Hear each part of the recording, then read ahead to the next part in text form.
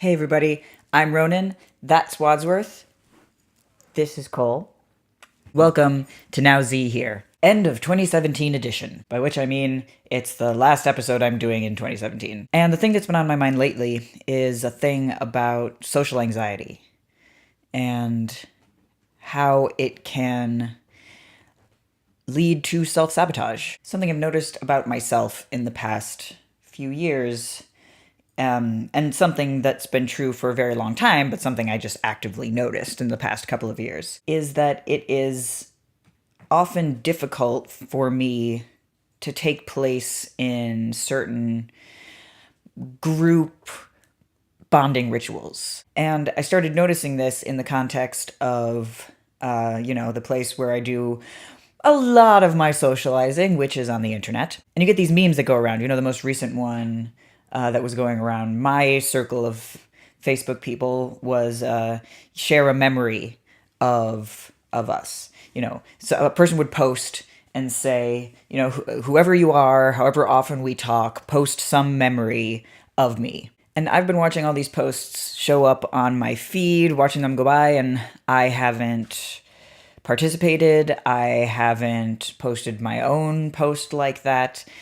I haven't responded to anyone else's. And what happens in a situation like that is I end up feeling left out, even though in order to be part of the in-group, basically all I have to do is post my own post, respond to some other people. And yet a couple of pretty specific fears hold me back. One, the fear that I will decide to make a post and no one will respond. Basically, that I will be selected out of the in-group by people deciding that I'm not worth participating in the meme for. And the second fear is that conclusion would be justified because I don't take part in their posts, so why should they take part in mine? And yeah, it's just a silly internet meme, but I feel at the same time it's a pretty clear and easily decipherable analog to being a part of a closely knit group. A closely knit group communicates within itself and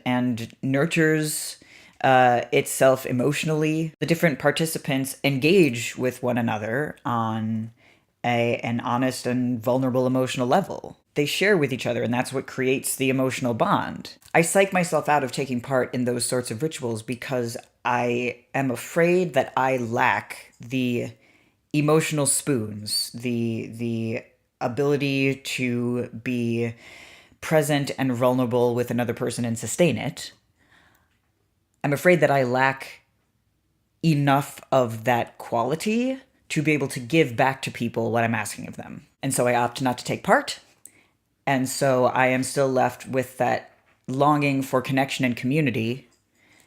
And I've just basically deprived myself of the possibility of it. Now, a thing I've been finding as I go through, therapy and meditation and just all the work on myself and my being that I've been doing the past several years, learning to actually live and be in the present moment and reality and myself and be okay with that. As I've gotten progress in all of that, I've started to discover just how rewarding being fully engaged with another person can be, if they're the right person, and if I put in the real conscious focus and effort into being fully engaged with them. And it does take effort, which doesn't mean it's bad or painful, but I'm an ambivert on the mostly introvert side, and so being present in the moment with another person, hi Cole, it takes an effort. That doesn't make it a bad thing, especially when taking the effort is worth it.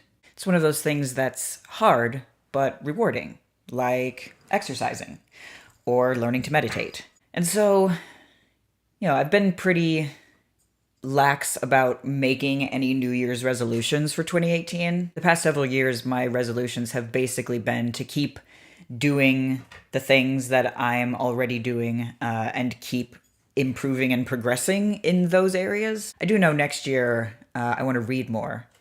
That's one. But I think I also want to keep on this track of exploring connections with people. Exploring connections with people and really finding a community. And if you're someone out there who this sounds really familiar to because you have struggled with the same sort of stuff, I'll just let you know, I know that it's hard. It is hard. It's difficult putting yourself in an emotionally vulnerable position. It can be difficult being an active listener and engaging with another person. It is hard. So if you're trying, I'm proud of you. Okay?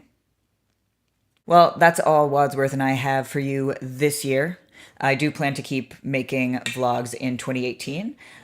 So if you are not a subscriber yet, please do hit that subscribe button. I also have links down below to my Ko-fi page and my Patreon, where if you sign up before the end of January, there is a link to an archived live stream that I just did of 7 brand new songs that 5 of the 7 have never been performed anywhere before this live stream. And that live stream is going to stay up for a limited time. So if you are interested, if you thought about becoming a patron of mine, please do consider that now is the time. Thanks again for watching. Happy New Year, and always be changing.